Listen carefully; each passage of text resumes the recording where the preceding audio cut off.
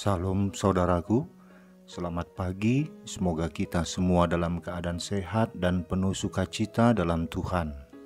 Marilah kita menggunakan waktu sejenak untuk berdoa, membaca dan merenungkan firman Tuhan sebagai sumber kekuatan, inspirasi dan motivasi bagi kita hari ini, Sabtu 4 September 2021.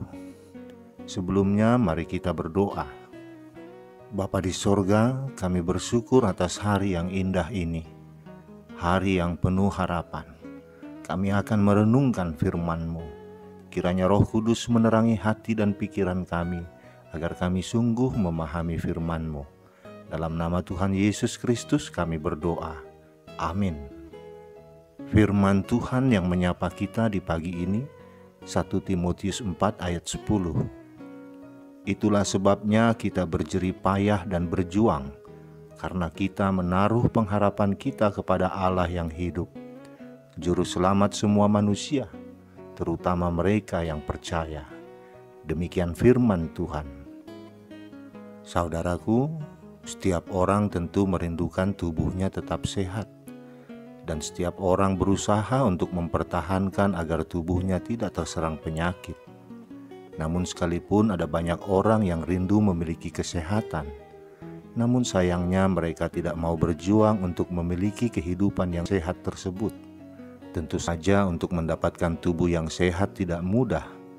Selain mengkonsumsi makanan dan minuman yang sehat, tubuh juga memerlukan latihan rutin agar tetap bugar, seperti senam, olahraga, fitness, dan lain sebagainya.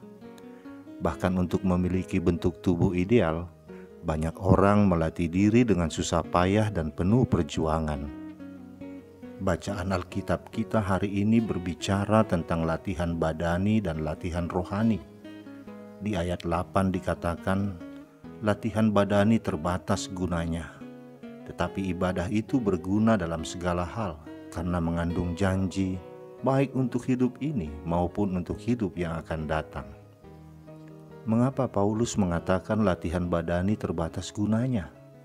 Tentu kesehatan seseorang tidak hanya ditentukan dari apa yang dimakan, diminum, dan latihan badani saja. Akan tetapi orang sehat juga ditentukan oleh apa yang masuk ke dalam pikiran dan hatinya. Selanjutnya, hal menjaga hati, pikiran, perkataan, dan tindakan juga sangat penting untuk kehidupan yang sehat. Dan lebih jauh lagi, tubuh jasmani kita ini hanyalah tubuh sementara, yaitu tubuh selama kita hidup di dunia ini. Oleh karena itu, kita pun tidak hanya perlu melatih jasmani kita, tetapi juga harus melatih rohani kita, yaitu dengan cara melatih ibadah kita kepada Tuhan. Ingatlah bahwa di surga nanti kita hanya akan memuji dan menyembah Tuhan sepanjang waktu. Jika demikian, bukankah kita juga harus melatih diri kita beribadah? Jangan sampai kita justru merasa tidak nyaman ketika nanti kita ada di dalam surga. Lebih baik kita saat ini berusaha dan berjuang agar kita bisa memiliki ibadah yang berkenan kepada Tuhan. Beribadah itu perlu dilatih agar kita semakin mantap. Seseorang yang ingin berhasil, dia harus rajin berlatih. Berlatih membuat kita semakin disiplin pada diri kita sendiri, demi mencapai tujuan yang baik. Paulus menyadari hal ini. Itu sebabnya dia mengajarkan Timotius yang masih muda agar terus berlatih dalam beribadah. Paulus menasihatkan agar orang percaya sungguh-sungguh melatih diri mereka untuk beribadah. Melatih diri yang dimaksud di sini bukanlah sekedar bisa melakukan saja, melainkan terus-menerus mengerjakannya hingga menjadi terampil dan berhasil mencapai maksud dan tujuan dari apa yang dikerjakan tersebut. Saudaraku, sebagai orang percaya, kita harus mengerti bahwa ada jaminan berkat khusus dalam hidup kita jika kita menuruti firman Tuhan dan hidup saleh di hadapannya. Oleh karena itu, kita harus melatih diri untuk hidup saleh dengan cara memelihara ibadah kita kepada Tuhan. Sama seperti susahnya perjuangan untuk memiliki kesehatan, kita pun harus berjerih payah dan berjuang untuk mencapai kesalehan hidup. Dalam hidup ini, kita tidak bisa berharap segala yang kita dambakan bisa diraih dalam sekejap. Lakukan saja perjuangan dan tetap berdoa, maka Tuhan akan menunjukkan jalan selangkah demi selangkah. Dalam nas ini, Paulus mengemukakan kita berjerih payah dan berjuang karena kita menaruh pengharapan kita kepada Allah yang hidup. Artinya, usaha latihan rohani kita akan berhasil jika kita berharap pada Allah. Beribadah kepada Allah itu sangat berguna untuk roh, jiwa, dan tubuh kita. Beribadah kepada Allah itu sangat berguna karena mengandung janji Allah. Beribadah kepada Allah itu berguna untuk mempersiapkan diri kita di masa kini dan masa mendatang. Amin. Kita berdoa. Bapa di surga, firman-Mu hari ini mengingatkan kami agar kami melatih diri kami beribadah. Tentu kami mendambakan bahwa kami akan ada di surga bersama-Mu.